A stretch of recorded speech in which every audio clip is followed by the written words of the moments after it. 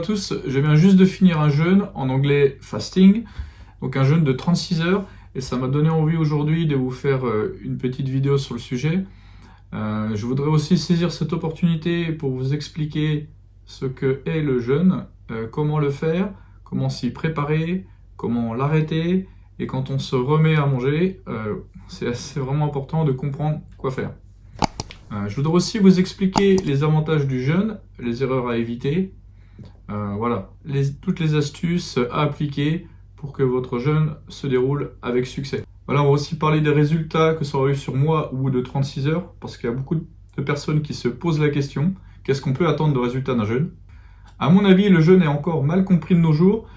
Il n'est pas assez utilisé comme outil pour vous aider à avoir une meilleure santé. On encourage souvent les gens à bien manger, ce qui est très important, mais on ne vous apprend pas à ne pas manger, et ça me paraît encore plus important. Voilà, maîtriser le jeûne me semble très intéressant pour de nombreuses et diverses raisons, dont on va parler plus tard dans cette vidéo. Allez, c'est parti. Donc tout d'abord, je voudrais parler des gens pour lesquels le jeûne n'est pas adapté, les gens qui ne devraient pas jeûner. Donc tout d'abord, ne pas faire de fasting, donc de jeûne, si vous avez du diabète. Voilà, si vous êtes une femme enceinte, si vous êtes une personne déjà très maigre à la base, car une perte de poids peut être dangereux pour ce type de personne. Après, voilà, le jeûne est très déconseillé pour les enfants, parce qu'ils sont en pleine croissance, donc c'est pas le moment vraiment d'arrêter de manger pendant une période plus ou moins longue de temps. C'est aussi vraiment très déconseillé pour les gens qui ont de l'hypertension, donc à ne pas faire. Et aussi pour les gens qui ont un trouble de l'appétit, donc appetite disorder en anglais. Là, c'est plutôt le côté psychologique qui joue, mais c'est des personnes déjà qui ont des problèmes à contrôler leur appétit, qui ont du mal à contrôler la façon dont ils mangent, donc on ne va pas les encourager à faire du fasting, même si pour certaines personnes, on peut dire que ça a un effet plutôt positif pour les aider à retrouver un contrôle alimentaire. Mais bon. Ok, maintenant je voudrais vous demander d'apprendre à vous situer au niveau alimentaire, savoir quelles sont vos habitudes alimentaires. Ça me paraît très important de savoir où vous vous situez. Alors c'est un petit préambule, mais par exemple, pour mon cas, j'ai fait plusieurs fois dans le passé un jeûne de 24 heures, voire un peu plus. Donc c'est important de comprendre déjà où vous vous situez. Par exemple, est-ce que vous mangez à l'heure actuelle 3 fois par jour, ou plutôt 2 fois par jour? Parce que pour des personnes qui mangent 2 fois par jour à l'heure actuelle, un jeûne de 24 heures sera déjà plus facile. Par exemple, des personnes qui sont à 2 repas par jour à l'heure actuelle sont déjà très proches d'un jeûne intermittent qui est environ de 14 à 16 heures. Ces personnes auront plus de facilité à faire un jeûne de 24 heures, de 36 heures ou même de 48 heures. Donc très important, savoir où vous vous situez pour vous aider à définir la durée du jeûne que vous voulez entreprendre. Ok, maintenant je voudrais vous parler de que savoir avant de commencer un jeûne. Ok, ça c'est super important. Alors dans un premier temps, on va parler de l'importance de l'eau. Ok, l'être humain peut généralement rester 3 semaines sans manger, mais on va dire généralement que l'être humain peut rester seulement 3 jours sans boire. Ok, donc tout au cours du jeûne, ça va être très important, ça va être vital de continuer à boire de l'eau, ou on peut aussi dire d'autres liquides à 0 calories, mais bon, évitez tout ce qui est soda, même si c'est 0 calories, ok? C'est vraiment pas un truc à faire pendant un jeûne.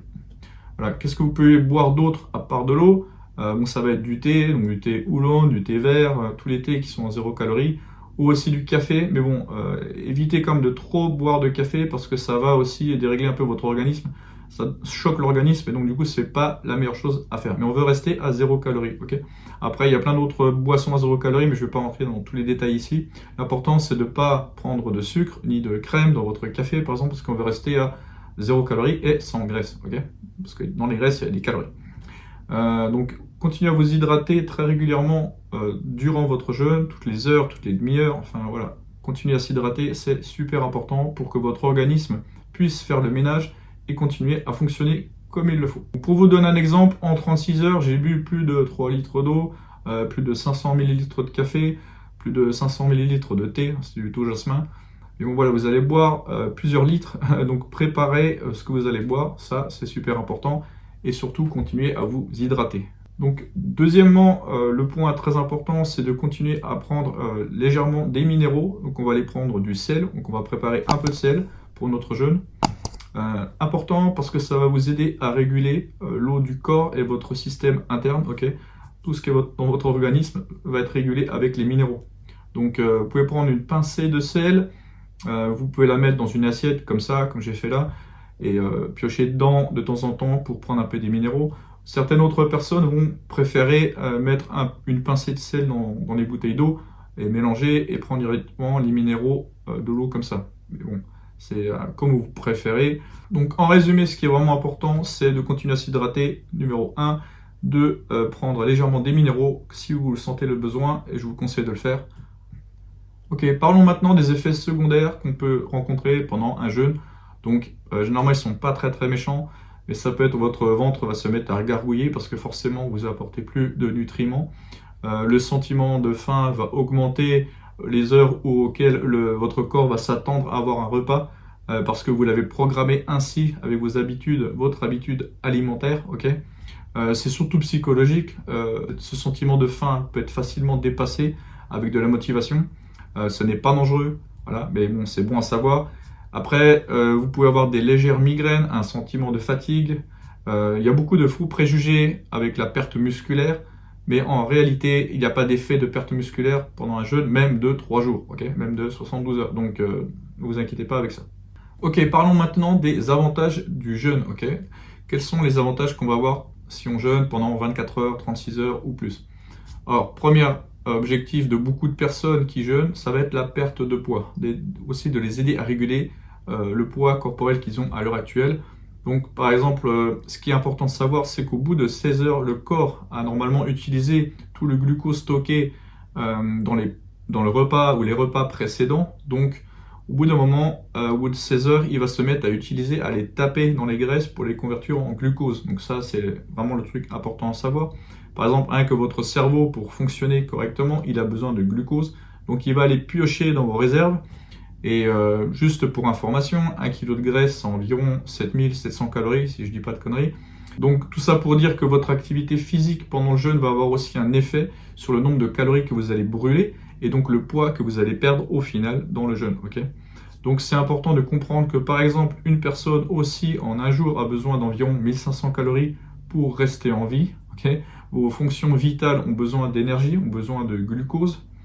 Et donc, pour un homme de 90 kg d'à peu près mon âge, une quarantaine d'années, ça va être environ 1900 calories. Pour une femme de 60 kg plus jeune, ça sera plus dans les 1400 calories. Mais on va dire en moyenne, une personne pour une journée a besoin d'au moins 1500 calories, on va dire, pour rester en vie.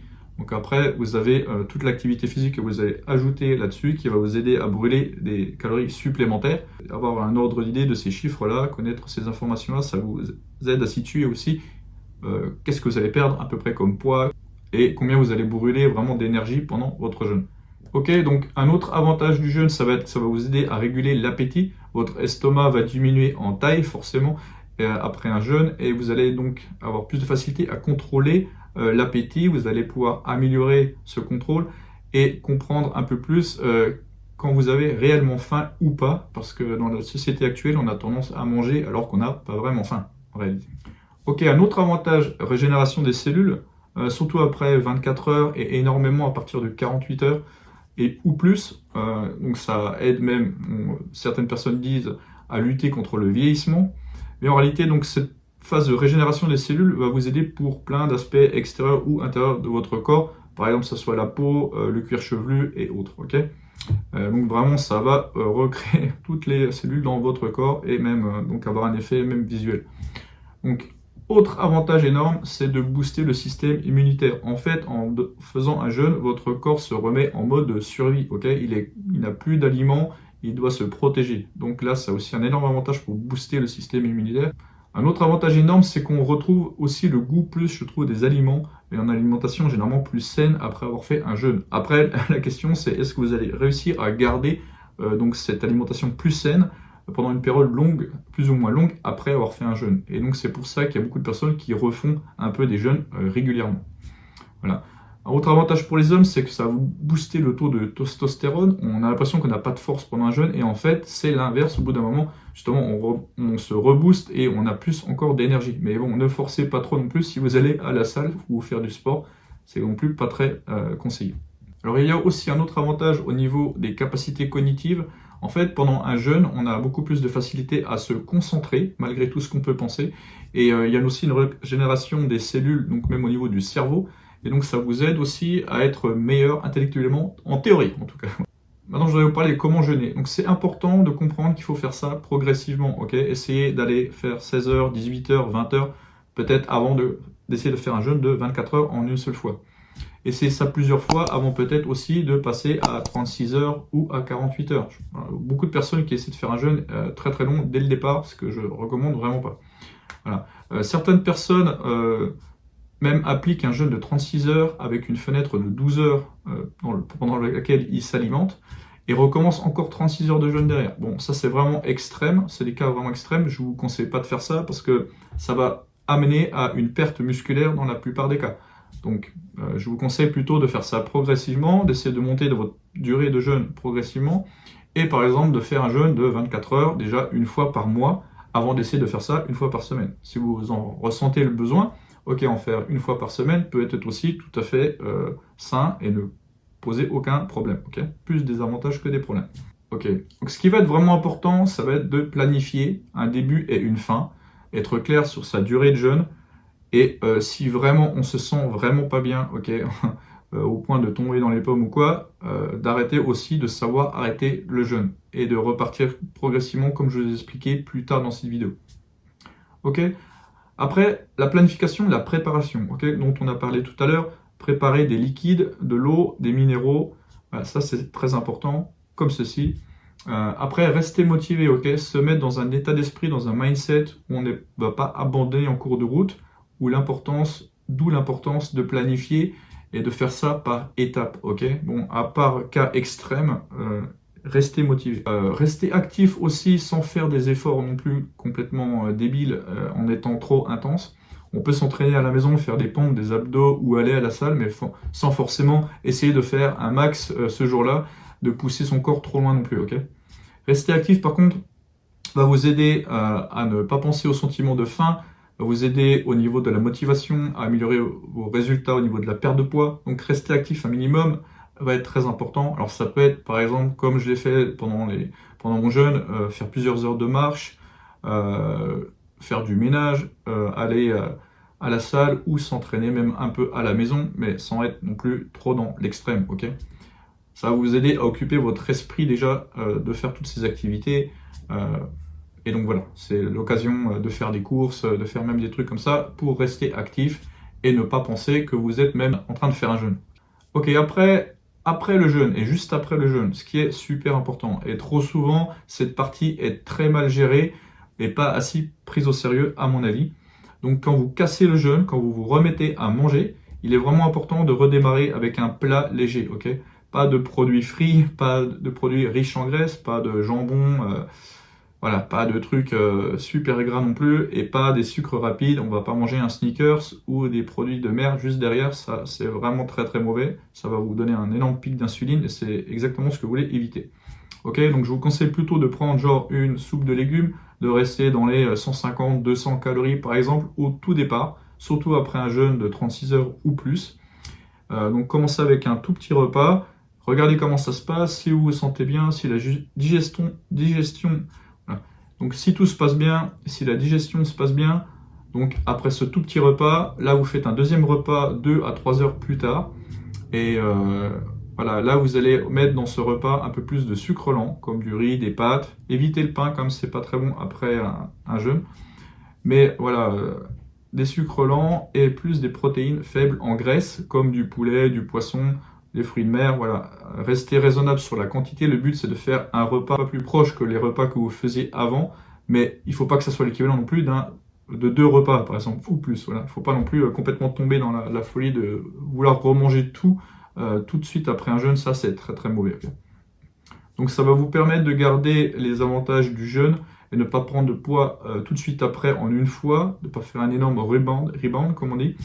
Donc voilà, restez raisonnable, un tout petit repas, un repas plus correct 2-3 heures après si tout se passe bien. Et votre troisième repas, attendez que la faim revienne en fait. Ne vous forcez pas à manger parce que vous pensez juste que ça y est, c'est l'heure de manger. Attendez que vous ayez vraiment faim et refaites un troisième repas et là vous pourrez manger déjà plus un peu ce que vous voulez. Mais restez raisonnable parce que le but de faire un jeûne, c'est aussi justement d'essayer de garder une meilleure alimentation, voilà, d'être plus sain dans son alimentation. Et c'est ça qui est important dans la durée. Donc après le jeûne, essayez de garder une alimentation saine, ne pas manger trop, ne pas manger trop de produits transformés, de plats préparés, ça c'est vos pires ennemis. Car tous ces produits vont créer des pics d'insuline dans votre corps et votre corps aura le sentiment qu'il devra manger tout de suite après, dans des périodes très courtes. Et voilà, c'est exactement tout ce qu'il faut éviter pour essayer de garder donc les bienfaits du jeûne aussi après et de garder, ne pas reprendre le poids que vous avez perdu. Donc pour les résultats, dans mon cas, je suis passé de 90,7 kg à 90,1 kg en 12 heures, donc une perte d'environ 600 grammes. Pendant les 12 premières heures. Les 12 heures après, je suis passé de 89,2, donc 900 grammes dans les 12 heures qui ont suivi. Dans les 12 dernières heures, donc mon fasting de 36 heures, je suis passé à 88,8 kg. Donc voilà, quasiment 2 kg de perdu en 36 heures. Et donc après 2 repas, je me suis repesé, j'étais à 88,9 après 2 repas et un passage aux toilettes. Et c'était à peu près 10 heures plus tard, ok? Donc après avoir arrêté le jeûne. Donc tous ces résultats vont dépendre énormément de plusieurs facteurs, dont la durée du jeûne, votre sexe, votre âge, le poids de départ, voilà, votre résistance à l'insuline. Donc ça, la résistance à l'insuline, c'est vraiment, ça va dépendre énormément de l'alimentation que vous avez à l'heure d'aujourd'hui. Est-ce que vous mangez 2 fois par jour, 3 fois par jour? Est-ce que vous mangez équilibré? Est-ce que vous mangez beaucoup de produits transformés? Voilà, tout ça, ça va jouer énormément pour vos performances durant le jeûne. Aussi, votre activité physique, comme je l'ai dit avant le jeûne, est-ce que vous êtes un sportif de haut niveau ou pas? Bien sûr que ça joue. Et votre activité aussi physique pendant le jeûne va bien sûr jouer énormément sur votre perte de poids, sur les résultats que vous allez avoir. Okay, et pour ça, je vous ai déjà conseillé de rester un minimum actif pendant votre jeûne, même si ce n'est pas de faire du sport à l'extrême. Voilà, j'espère que cette vidéo vous a plu. J'ai essayé de vous donner un peu plein de conseils, de vous expliquer un peu tout ce qui tourne autour du jeûne, parce que c'est encore un sujet qui est très mal connu.